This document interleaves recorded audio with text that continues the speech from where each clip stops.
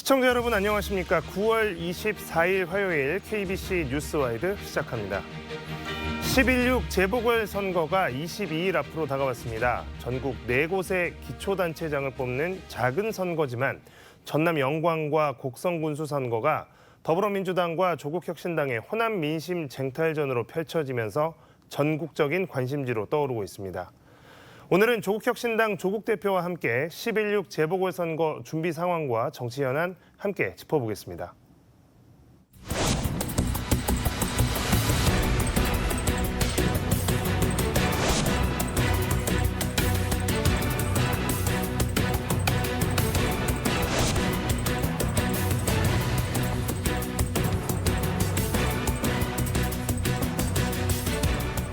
곡성, 영광의 군수가 누가 되느냐 이 문제가 아니라 이 정권에게 국민들이 다시 회초리를 들어서 책임을 묻는 그런 의미가 큽니다.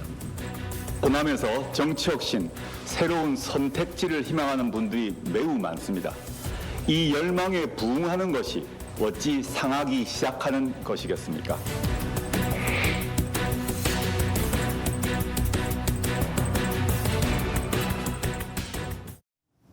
네, 대표님 안녕하십니까? 네, 다시 뵙게 돼서 반갑습니다. 네, 반갑습니다. 자, 추석 연휴 전부터 영광의 집을 얻어서 지금 숙식을 하고 계시다. 많은 분들이 이제 언론을 통해서 소식을 듣고 계실 텐데요. 재보궐선거 앞두고 지금 일정 굉장히 빡빡할 텐데 어떻게 소화하고 계십니까? 네, 추석 연휴 때부터 영광, 곡성 각각에 제가 한 달 살이 집을 얻었습니다. 살고 있으면서 왔다 갔다 하고 있고 뭐 동네 시장, 뭐 식당, 카페 또는 심지어 공중목욕탕까지 왔다 갔다 하면서 그 주민들과 직접 접촉을 하고 의견 듣고 또 제 말씀 드리고 그러고 있습니다. 아주 의미가 큰 경험입니다. 네. 자, 오늘 또 뭐 여러 일정 하셨습니다만 조금 전에 목포, 무안에서 지금 이제 방금 저희 방송 전에 올라오셨습니다만 선거를 앞두고 이제 영광과 곡성 지역에 대한 발전 계획을 발표하셨습니다. 이 핵심 내용을 좀 정리해 주시죠. 조국혁신당이 이제 영광과 곡성 군수선거에서 정책의 핵심은 두 가지로 요약됩니다. 하나는 민생, 두 번째는 청렴입니다.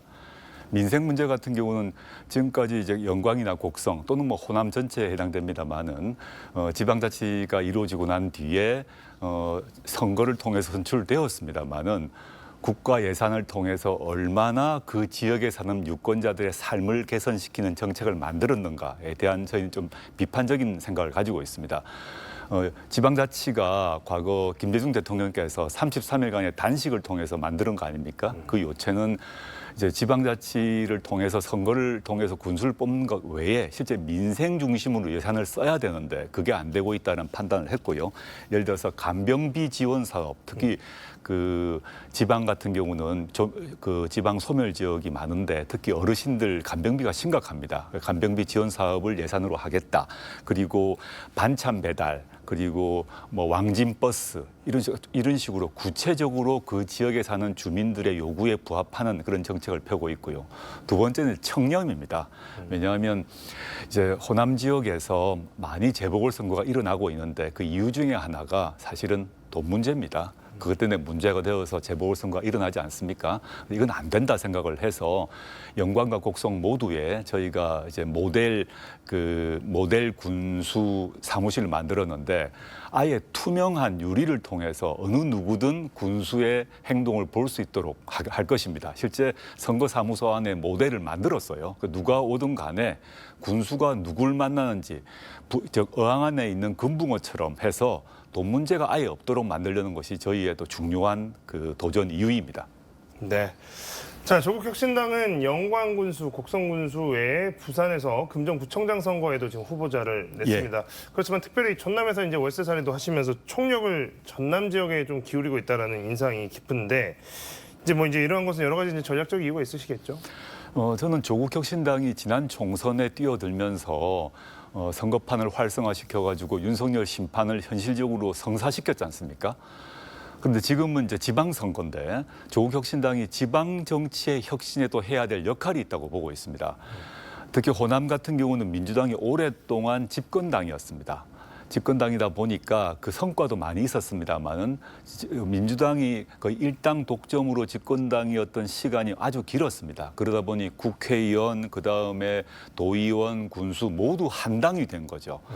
그러다 보니 내부의 견제, 균형이 이루어지지 않은 게 문제가 있고 그리고 정치를 하겠다는 사람 같은 경우는 그 네트워크 안에 들지 못하면 또 정치인으로 성장하기도 힘든 것 같고 또 한 네트워크 속에 있다 보니까 예산이나 인사에 있어서도 문제가 많이 발생했습니다. 그래서 조국혁신당이 뛰어들므로써 지방 정치의 혁신을 이루어야겠다. 그러면 유권자 입장에서는 즐거운 선택을 할 수 있는 거죠. 과거에는 특정 정당이면 무조건 뽑아주거나 안 그러면 뽑지 않는 선택만 있었다면 지금은 두 당의 후보를 비교해보고 능력, 자질, 도덕성, 전과 등등을 비교해보고 어느 쪽이 낫지 선택할 수 있는 행복한 그런 고민을 할 수 있지 않게 되었나 그렇게 생각하고 있습니다.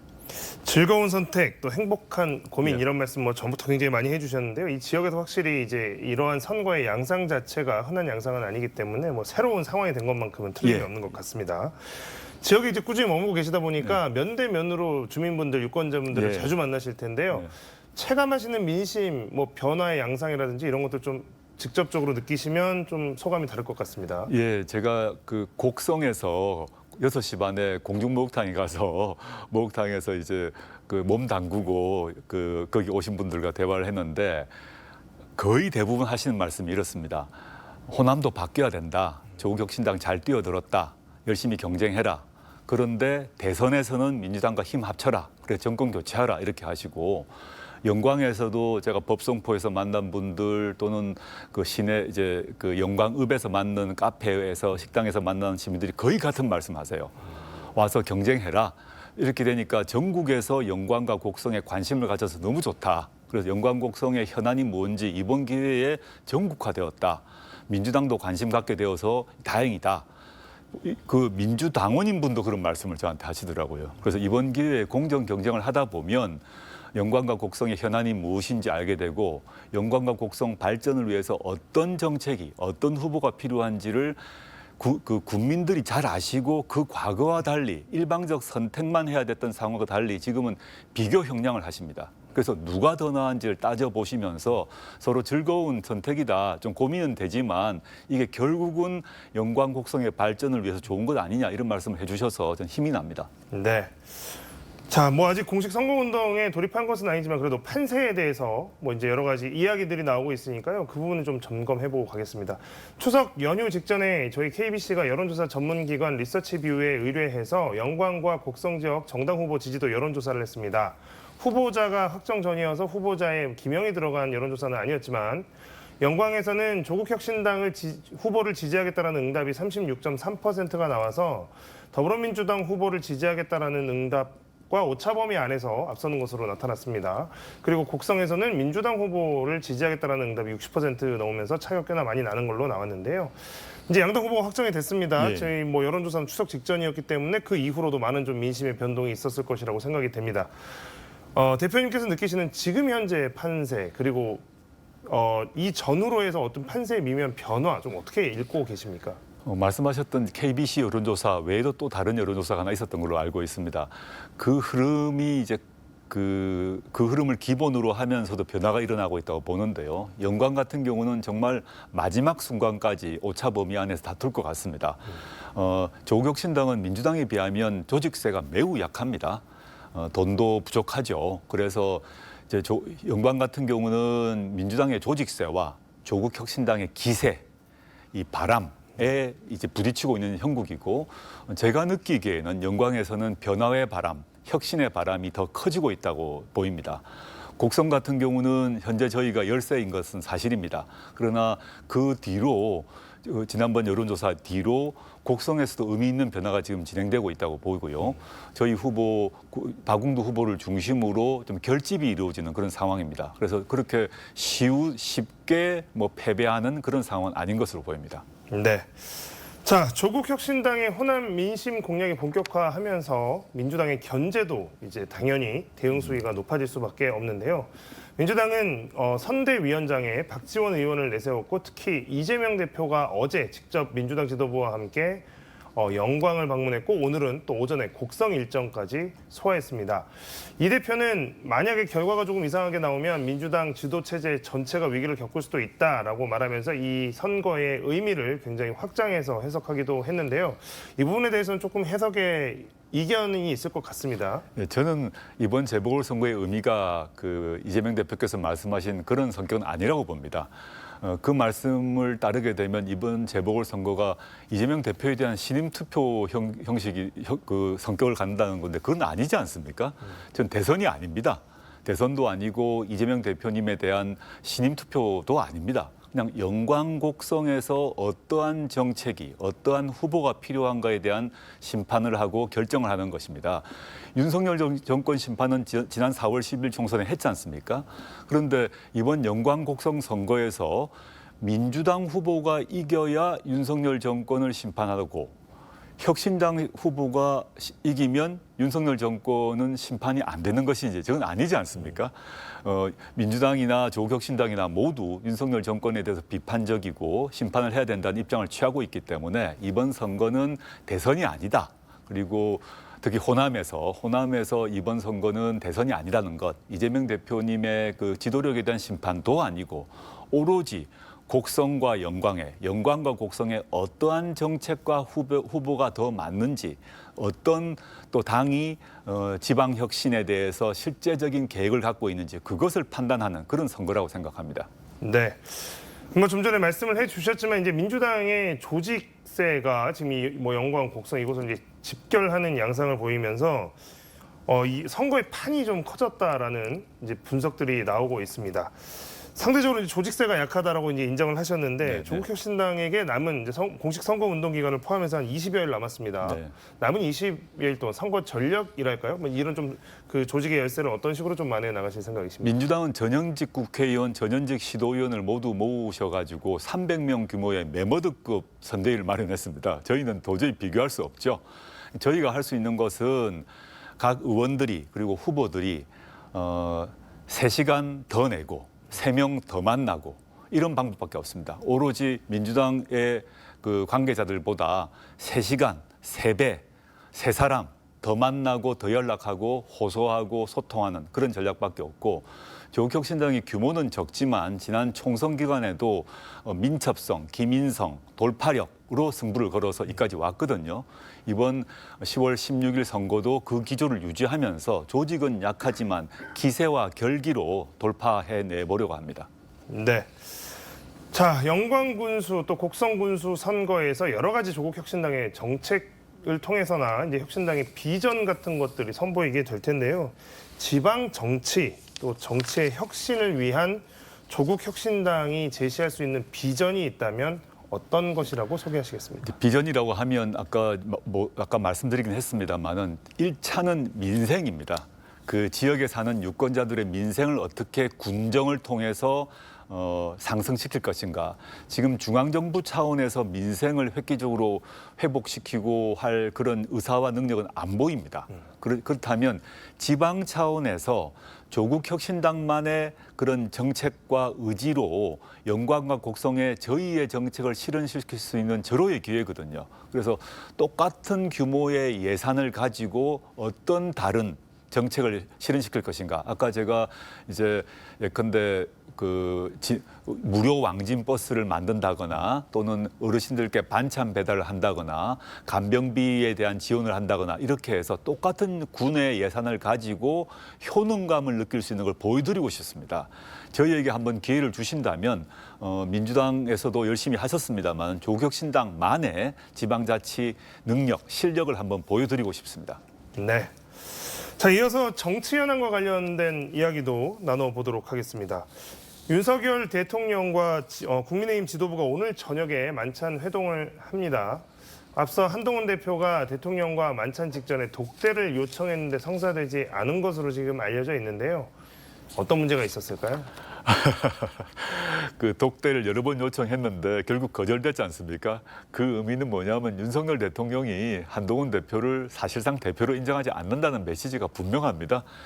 역대 진보 보수 정권 막론하고 대통령이 여당 대표를 독대하지 않는다 정말 기이한 일이거든요.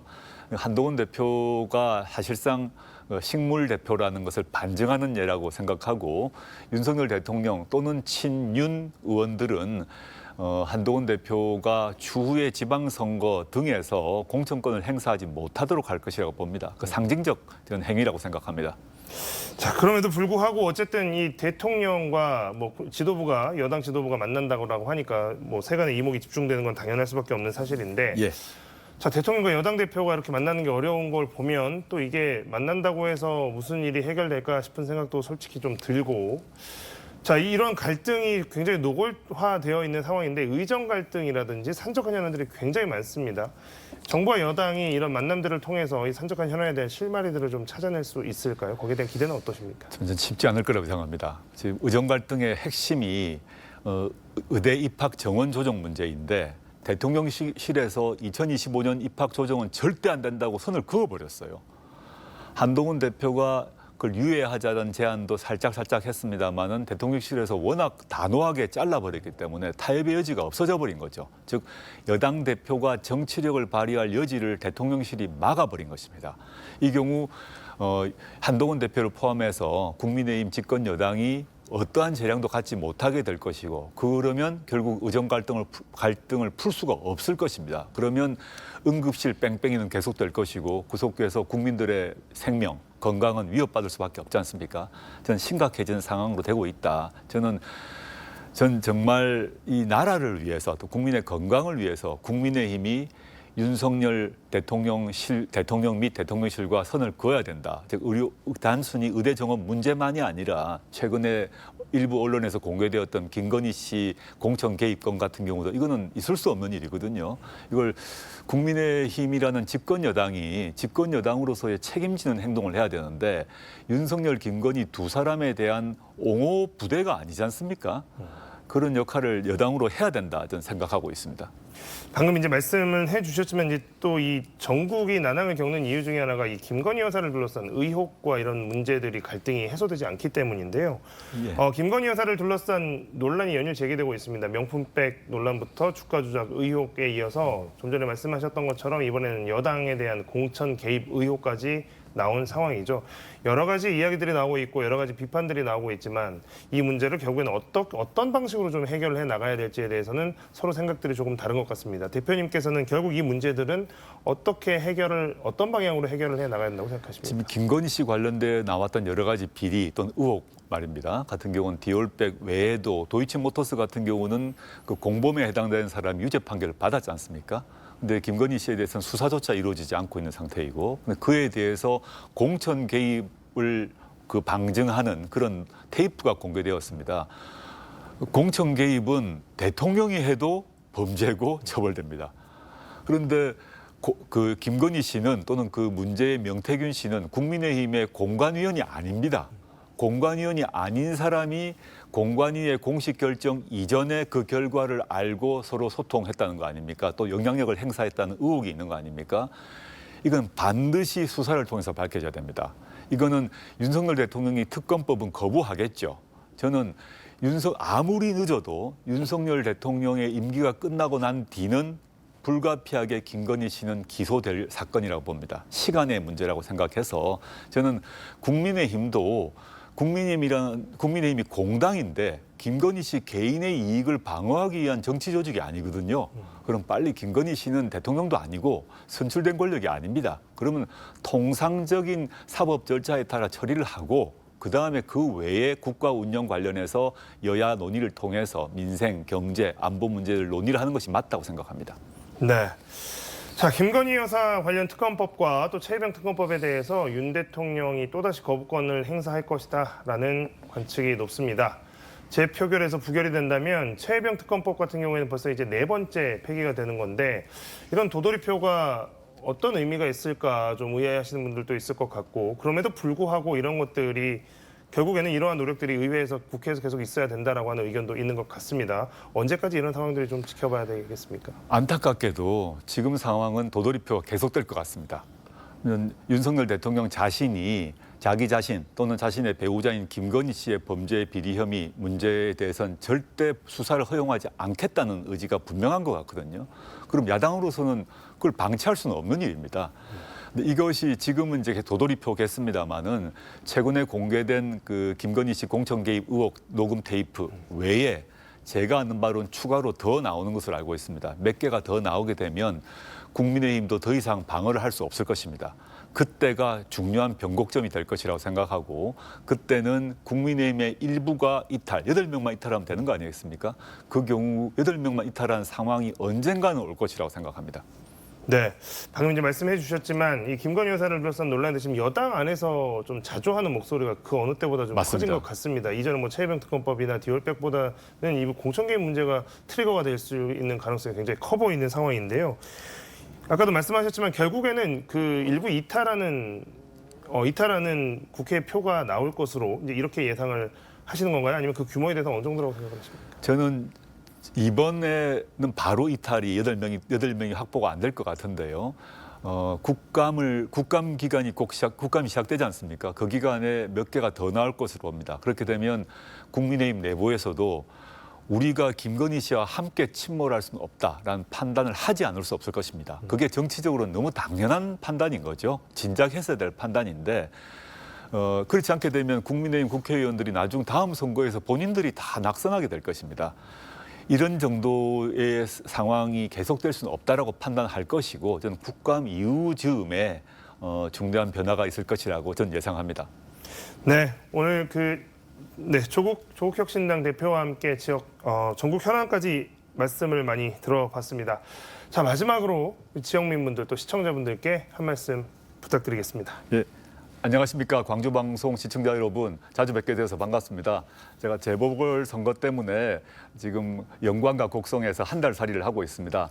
선거 관련해서 말씀드릴 수밖에 없는데 당만 보고 찍지 마시고 그 후보의 자질, 능력, 도덕성, 전과 여부 등을 보시고 판단해 주시면 좋겠습니다. 조국혁신당이 윤석열 정권을 심판하고 제4기 민주정부를 수립하는 데 있어서는 어느 당보다 앞장서서 싸우고 있고 싸울 것입니다. 그렇지만 지방선거에 있어서는 공정하게 경쟁해서 지방 정치의 혁신, 지역 균형 발전의 더 신장 등을 위해서는 경쟁하는 것이 맞다고 생각합니다. 좀 잘 지켜봐 주시고 성원해 주십시오. 부탁드립니다. 네, 오늘 이야기는 여기서 마무리하겠습니다. 지금까지 조국혁신당 대표와 함께했습니다. 대표님 고맙습니다. 예, 고맙습니다.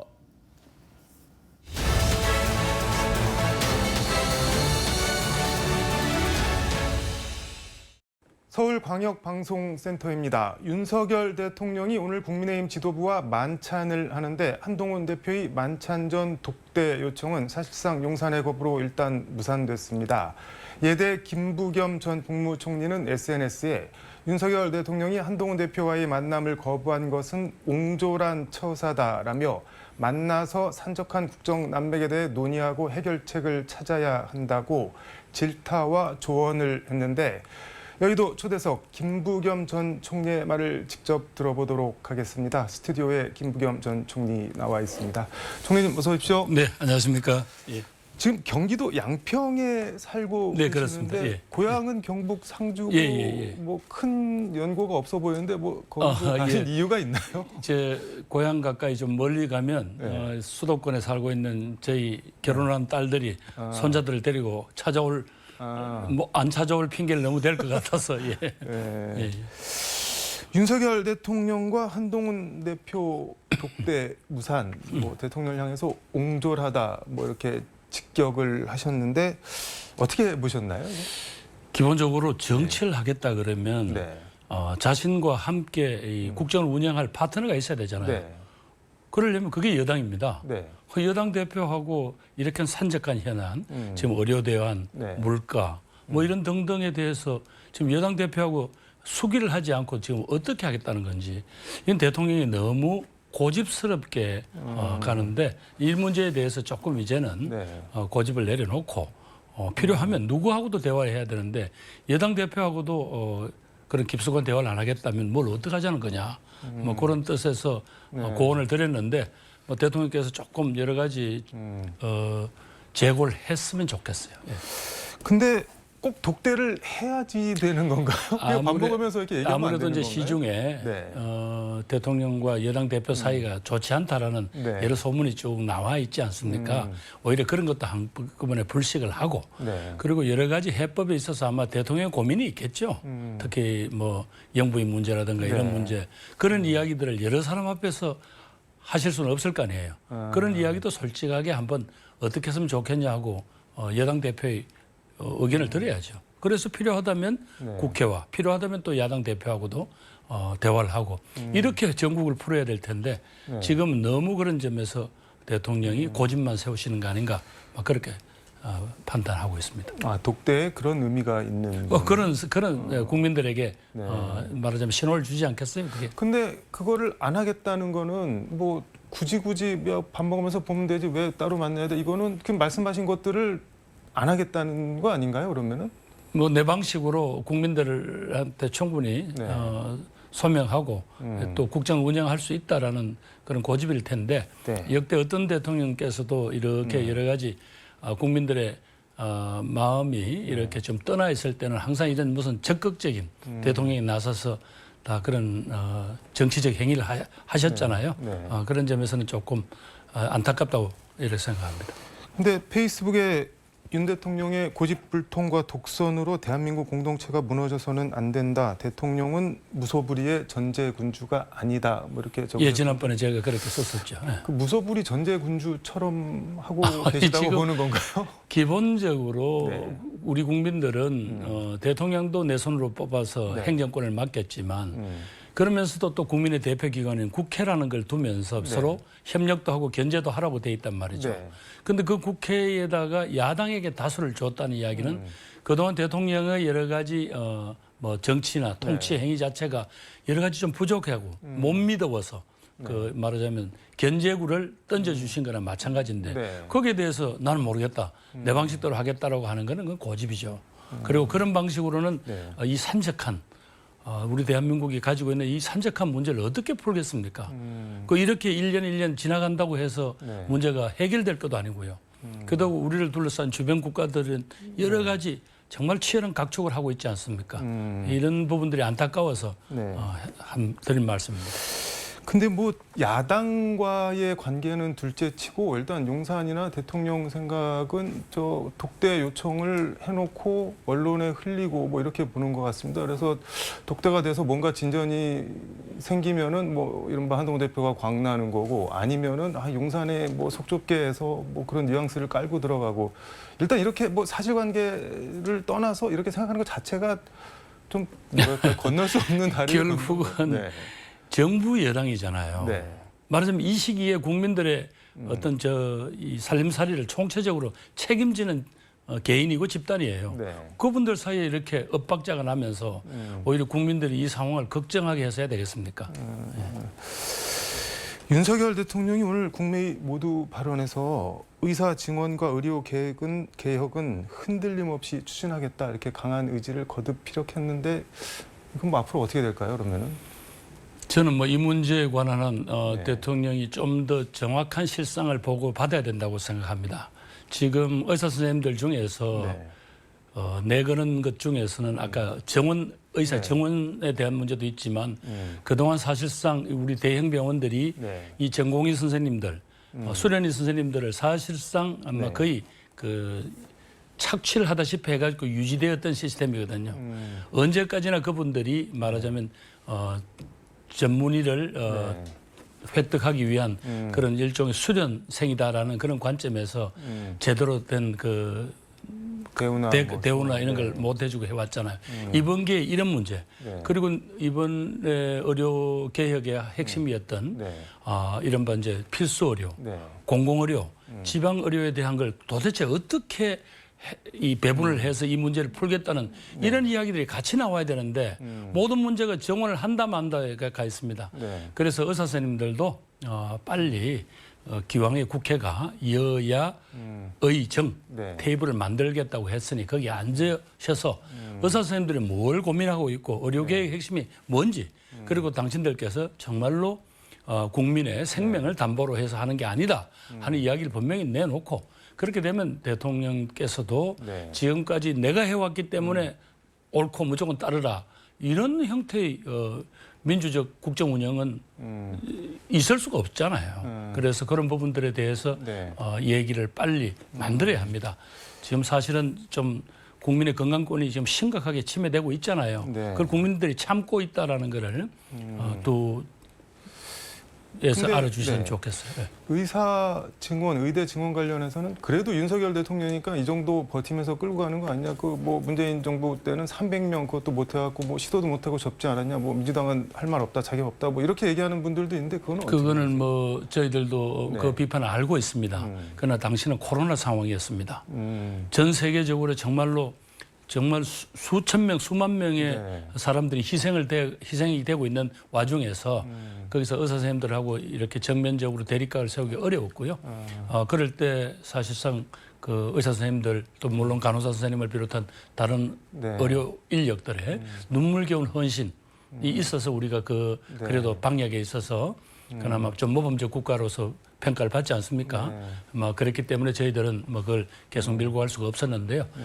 지금도 의사 숫자를 정원해야 된다는 데 대해서는 뭐 국민적 공감대가 있다고 봅니다. 네. 다만 그 과정이 이렇게 대통령이 결심했으니까 너희들은 따르라 이런 방식으로는 안 되죠. 설득을 하고 또 국민들이 봤을 때 그래 그런 방식이라면 이제 조금씩 상황이 나아지겠구만 이런 것도 보여주고 그리고 갑작스럽게 이렇게 뭐 1,500명, 2,000명 정원에 따른 여러 가지 실질적인 현장에서는 준비가 되어 있는지 이런 데 대한 것도 아직까지 제대로 알려진 바가 없잖아요. 네. 그리고 이번에 의료계획의 핵심인 아까 네. 공공의료, 필수의료 이런 데 대한 부족한 숫자는 어떻게 말하자면 채워나갈 것인지 이런 데 대한 고민들이 아직 없습니다. 코로나 말씀해 주셨는데 제가 자료를 좀 찾아보니까는 마지막 국무총리 문재인 정부에서 지내면서 94차례에 걸쳐서 중앙재난안전대책본부 회의 주재하면서 코로나 극복에 진짜 뭐 말 그대로 진두지휘를 하셨는데 지금 뭐 응급실 대란 뭐 얼마 어제도 기사 난 거 보니까는 30대 여성이 92차례인가 뭐 119에서 응급실에 전화를 했는데 안 받아줘서 결국 사망하고 뭐 이런 거 보면 좀 뭐 어떠세요? 나중에 보면 이 시기를 네. 이 역사는 어떻게 기록할지 정말 두렵습니다. 결국은 국민들이 네. 희생되신 거잖아요. 정부나 국가의 이 존재 이유는 네. 바로 국민들의 생명, 안전, 네. 그걸 책임져 준다라는 그런 믿음이 있어야 되잖아요. 그게 무너졌다는 점에서 이건 정말 심각한 상황입니다. 그런데다가 지금 현재 이 상태에서 아무도 해결책 없이 그냥 가면 네. 내년부터는 소위 말해서 군의관 가실 분이 안 나오잖아요. 아 그렇게 되는 건가요? 그렇게 되는 거죠. 아, 그러면 군의관은 제대를 하셔야 될 거고 후임이 안 나오면 네. 그건 어떡합니까? 예를 들면 네. 지금 이렇게 오랫동안 유지되어 온 이 의료의 이렇게 쭉 이렇게 돌아가는 네. 이 시스템 자체가 지금 무너질 판인데 단순히 그냥 내년에 의과대학 학생 수가 확 늘어나고 의대생들이 유급을 해서 오는 혼란 정도는 뭐 그럴 수 있다고 치더라도 매년 배출되던 공중보건이라든가 이런 분들은 다 어떡합니까? 그런데 이런 데 대한 지금 시급성에 대해서 너무 지금 정부가 안일한 거 아니냐. 혹시 이 문제조차도 네. 어떤 대통령의 의지하고 고집은 구분해야죠. 그리고 국민들이 바라는 것은 대통령이 아까 자신들의 네. 의료계획에 좋은 기회고 또 의사 정원을 하겠다라는 거는 뭐 국민들이 동의를 해주잖아요. 네. 그런데 그걸 풀어가는 방식이 이렇게 고집스럽게 그 당사자에 대한 어떤 설득이 아무런 준비가 안 됐다는 것 이건 대단히 위험스러운 신호죠. 네. 알겠습니다. 이 얘기는 요 정도로 하고 이재명 대표 공직선거법 위반 허위사실 공표 혐의 1심 결심 공판에서 징역 2년 구형했는데 이거에 대해서 김건희 여사에게는 춘풍이고 야당 대표에게는 추상 같다. 뭐 페이스북에 이렇게 평가를 하셨던데 어떻게 보세요? 징역 2년고요? 검찰이 무리한 거죠. 뭐 저 겨우 나왔다는 여러 가지 우리 국민들이 네. 알기에도 그게 과연 법적으로 징역이라고 이렇게 엄청난 그런 어떤 그 무슨 큰 혐의인 것처럼 이런 인상을 주는 것 자체가 네. 이 검찰이 지나친 정치를 했다라고 저는 그렇게 평가하고요. 또 그러면서도 네. 대통령분에 대해서는 이 춘풍이고 야당 정치인에 대해 추상이냐. 이재명 대표뿐 아니라 문재인 대통령이나 문재인 네. 정부도 일했던 분들한테 대해서도 전부 검찰이 요런저런 꼬투리를 일부러 찾아서 네. 현미경을 확대를 해가지고 지금 현재 재판을 걸고 수사를 하고 그게 계속되고 있지 않습니까? 네. 마침내 이제 문재인 대통령과 김정숙 여사한테까지도 지금 소위 칼끝을 겨누는 듯한 네. 이런 건 제가 보기에 검찰이 이런 것 하라고 검찰권 준 거 아니잖아요. 뭐 그런 점에서 모든 우리 대한민국 헌법은 모든 국민들은 법 앞에서 평등하고 그렇게 대접받아야 한다라는 그 원칙을 다시 한번 강조한 것입니다. 근데 이재명 대표 같은 경우는 혐의를 전부 부인하면서 무죄를 주장하고 있어서 이게 판결이 무죄 아니면은 유죄가 인정되면 당선 무효형이 나올 거다 뭐 이런 게 대체적으로 법조계의 견해인 것 같은데 당선 무효형이 나오면은 어떻게 되는 건가요, 그러면? 뭐 지금은 이제 법원이 네. 여러 가지를 이제 고민할 시간일 테니까 그거에 대해서 제가 모두 예단하는 거는 네. 불필요한 것 같습니다. 김건희 여사에게는 검찰이 뭐 춘풍이다 봄바람 같다 이렇게 말씀을 하셨는데 최근에 또 뭐 정치 총선 개입 막 이런 논란이 나오고 있는데 그거는 어떻게 보세요? 그래서 이제 그분이 네. 지난 대선 때는 분명히 당신의 남편이 대통령이 되더라도 네. 자기는 절대 그런 권력 개입이라든가 뭐 이런 일을 안 하겠다고 분명히 약속을 했거든요. 네. 그걸 국민들이 뻔히 기억을 하고 있는데 뭐 여기저기 나오는 게 조금 좀 뭐 여러 가지로 불투명하고 또 지저분하고 이런 것들이 네. 나오잖아요. 거기다가 마침내 이게 정치 개입까지 했다라고 하면 이건 사실은 좀 심각한 문제죠. 이건 자칫하면 국정농단으로 비화될 수도 있잖아요. 네. 근데 저는 궁금한 게 윤석열 대통령이 뭐 5선 국회의원한테 김건희 여사가 뭐 문자를 했는지 어쨌는지는 모르겠지만 옮기라 마라 뭐 이런 얘기를 했다는 얘기가 도는 거를 알고 계셨을까요? 아니면 모르고 계셨을까요? 뭐 그게 또 내외간의 일인데 뭐 네. 그걸 제가 어떻게 알겠습니까? 그러나 다만 이 모든 네. 그분들의 이런 어떤 행동 자체가 결국은 대통령한테 부담을 주잖아요. 대통령과 국민 사이를 멀어지게 하잖아요. 네. 그리고 윤석열 정부가 여러 가지 다른 국정 운영을 하는 데 있어서 뭐라고 이야기를 해도 자꾸 국민들이 그걸 의심하게 만들지 않습니까? 저는 이런 점에서 빨리 네. 대통령 부인으로서 해야 할 자신의 역할 또 좋은 모델들이 있습니다. 네. 과거 이효 여사님이 했다든가 혹은 미국의 그 오바마 대통령의 부인 미셸 오바마 네. 여사가 했던 걸 보면 자신의 영분이 잘할 수 있고 또 자신만의 영역이 있습니다. 네. 뭐 그런 부분들을 찾아서 국민들 앞에서 그렇게 봉사하고 그런 성실한 모습을 보이는 게 오히려 네. 정말로 이 시기에 대통령 영분이 해야 될 일이다. 저는 그렇게 생각합니다. 근데 일각에서는 뭐 이렇게 얘기를 하는 사람도 있는데 뭐 김건희 여사가 뭘 해도 뭘 안 해도 뭐 그냥 뭘 무조건 욕부터 하니까 거의 뭐 자포자기 심정으로 그럼 뭐 그냥 하고 싶은 거나 하지 뭐 이렇게 된 거 아니냐 뭐 이렇게 말씀하시는 분들도 있는데 뭐 제가 그 뭐 심정이 알겠습니까만은 그래도 사실은 대통령 영부인이면 준공인이잖아요. 대한민국에서 가장 주목받고 그 말 한마디 해도 국민의 삶에 영향을 미치는 대통령의 부인이란 말이죠. 그러면 더 지금보다도 자수해야 하고 더 심사숙고해서 자신이 잘할 수 있는 부분 또 국민들이 아까 눈밖에 나지 않을 부분 이런 부분들을 고민해야죠. 잘할 수 있는 부분 가령 뭐 예를 들면 뭐가 있을까요? 결국은 뭐 봉사하는 것들이겠죠. 뭐 이렇게 권력이나 이런 부분에서 좀 떨어져서. 예. 김건희 여사 특검법에 대해서는 어떻게 생각하세요? 대통령이 거부권을 행사하면 안 된다고 보시나요? 아니면은 지금 몇 번째 벌써 도돌이표를 하고 있어서 그런데 도대체 대통령이 두려워하는 게 뭔지를 모르겠어요. 아니 특검이 정 그렇게 안 되면 빨리 예를 들면 지금 다른 어떤 사정기관을 통해서라도 네. 뭐 수사 결과를 내놓아야지 국민들이 아 이게 잘못됐다든가 납득이 된다든가 네. 뭐가 나올 거 아닙니까? 그리고 그건 그거대로 안 하고 대통령 부인이니까 솔직히 말해서 여기는 건드리지 않았으면 좋겠다는 식으로 이야기를 하면 그 국민들이 어떻게 참겠습니까? 그래서 그런 부분들이 네. 뭔가 진행이 되고 해야지 계속 도돌이표처럼 특검법을 통과시키고 대통령 거부권 행사하고 이제 이런 어떤 정말 어찌 보면 국민들을 정말 답답하고 울분케 하는 이런 정치는 이제 빨리 끝을 내야죠. 예. 이게 약간 메비우스의 띠 같은 비슷하게 느낌이 그렇게 드는데 돼버렸죠. 그럼 예. 뭐 누가 먼저 끊어내야 되는 건가요? 뭐 지금 제가 보기에는 결국은 뭐 그건 대통령이 먼저 진짜 뭐 옛날에 이런 때 쓰는 말로 업참마속이란 말도 있는데 그렇다고 뭐 부부간의 일이니까 우리가 그렇게 쉽게 이야기할 수는 없지만 적어도 야당이 주장하는 특검법 중에서 어떠한 부분들은 도저히 이건 말하자면 정쟁적 요소가 강하기 때문에 못하겠다 이러면 네. 그런 부분들을 여야 협상을 통해서 그런 부분을 좀 고쳐라든가 아니면 또 지나치게 자기 부인만 이렇게 공격해야 되는 데 대해서는 나는 좀 억울하다든가 그런 소리를 하려면 아까 이야기한 네. 빨리 수사기관들을 통해서 지금까지 제기됐던 문제는 빨리 정리를 해서 네. 국민들 해야죠. 그냥 무슨 서면 조사 뭐 한두 번 했다더니 나중에는 혐의가 없다고 뭐 정리를 한다. 이게 국민들이 납득이 되겠습니까?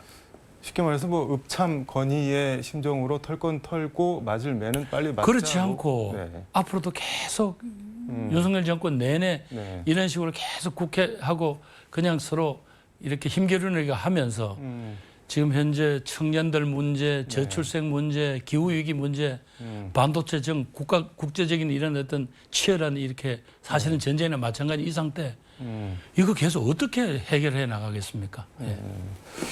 김민석 수석 최고위원이나 김병주 최고위원 등 뭐 민주당 일각에서 계속 계엄 가능성을 언급을 하고 있는데 뭐 국회 동의 없는 계엄 선포 사실상 차단하는 이른바 뭐 서울의 봄 4법 뭐 이런 것도 발의를 하고 그랬는데 이게 계엄을 빙자한 친위 쿠데타를 막겠다 뭐 기자회견을 열어서 이렇게 얘기를 하던데 이게 지금 2024년에 계엄 친위 쿠데타 뭐 이런 게 가능한 얘기인가요? 저는 뭐 그분들이 젊을 때 아마 어떤 그런 경험 때문에 그런 뭐 문제 제기를 하신 것 같은데 네. 그럼에도 불구하고 현재 대한민국의 민주화 수준 또 네. 대한민국 국민들의 여러 가지 이 판단 능력으로 봤을 때 네. 그건 뭐 불가능하다 이렇게 판단합니다. 특히 조금은 네. 갑자기 겸용 운운하니까 좀 뜬금없다.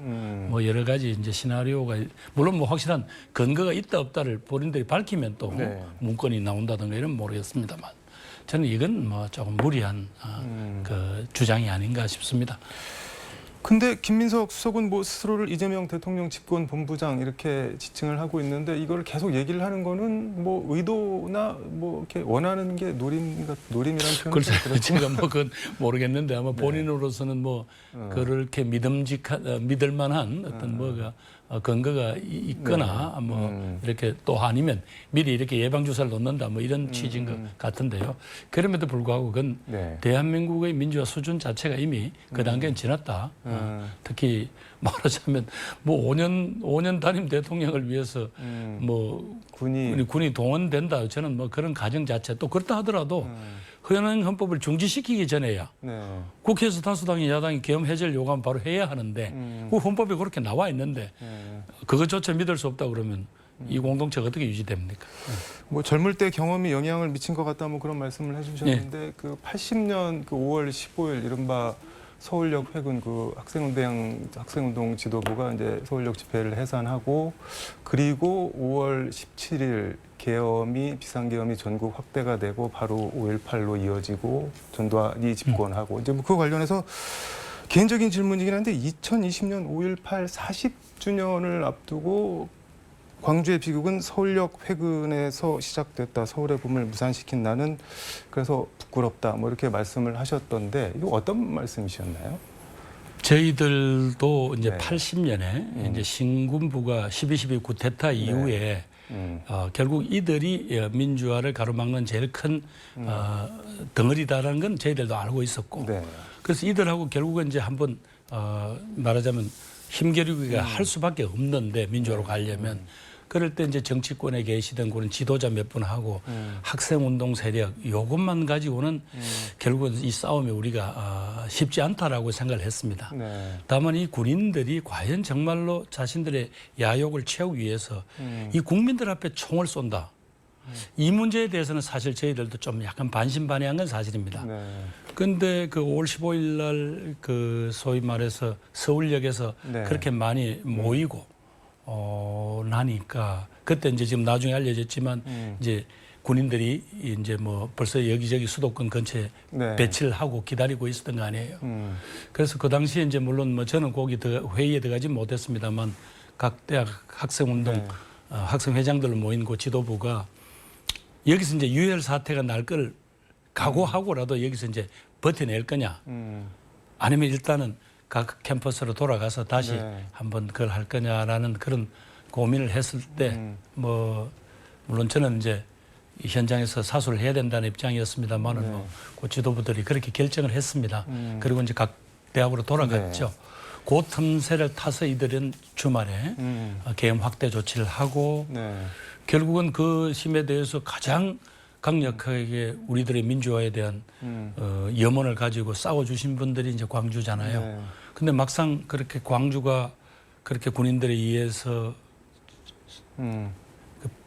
희생이 되고 이 정말 고립되고 네. 그렇게 했을 때 사실 저희들은 수도권에서 뭐 유인물 뿌리는 정도 외에는 힘이 되지 못했거든요. 그러니까 저희들로서는 그때 저희들이 그 좀 더 강하게 싸웠더라면 수도권에서도 과연 이들이 총을 쏠 수 있었을까? 또 그다음에 저 군지휘권을 갖고 있던 미국이 과연 네. 그걸 용납을 했을까? 뭐 이런 회한이 있죠. 그랬더라면 광주에서의 그 엄청난 참상과 희생은 막을 수 있지 않았을까라는 걸 저희 세대들은 두고 늘 가슴에 그 죄스러움을 안고 살아가고 있습니다. 부채 의식이 아직도 그렇죠. 예. 그걸 뭐 누구한테 어디 하소연하겠습니까? 예. 시간 거의 다 돼서 그 요거 하나만 좀 여쭤볼게요. 그 이재명 대표 뭐 판결에 대한 뭐 전망 같은 거 묻는 질문에는 좀 말씀을 아끼셨는데 플랜 B 얘기가 자꾸 나오고 있고 뭐 총리님도 뭐 당사자로 언급이 되고 있어서 조금 제가 뭐, 보기에 너무 성급한 이야기예요. 호사가들 이야기고 네. 또 그런 점에서 이 대표와 또 이 대표의 변호인단이 여러 가지 증거 자료를 대면서 아주 네. 그동안 재판을 아주 좀 치밀하게 성실하게 해왔습니다. 이건 뭐 여러 가지 사법부의 네. 판단을 조금 믿어보는 게 옳은 게 없다 생각합니다. 그 페이스북 대문 사진 배경으로 김대중, 노무현, 문재인 세 분 대통령 사진이 환하게 웃는 거를 약간 파스텔 톤으로 꾸며서 이렇게 걸어놓으셨던데 내가 그 뒤를 잇겠다 뭐 그렇게 보일 그건 수도 아니고요. 있는데. 네. 그 지난번에 그 뭐 행사가 있었어요. 제가 이제 그 아마 국회 떠나기 직전인 것 같은데요. 네. 그때 그 행사장에 그 배경이 걸렸고 제가 그 행사 주최자였습니다. 그래서 그걸 한 건데 네. 뭐 이제 정치인이 담고 싶은 분들 그 사진을 거는 건 뭐 큰 흠은 아니지 않습니까? 네. 해석은 뭐 알아서들 하시라고 그렇게 이해를 하고 시간이 다 돼서 오늘 말씀 여기까지 듣도록 하겠습니다. 고맙습니다, 총리님. 네, 감사합니다.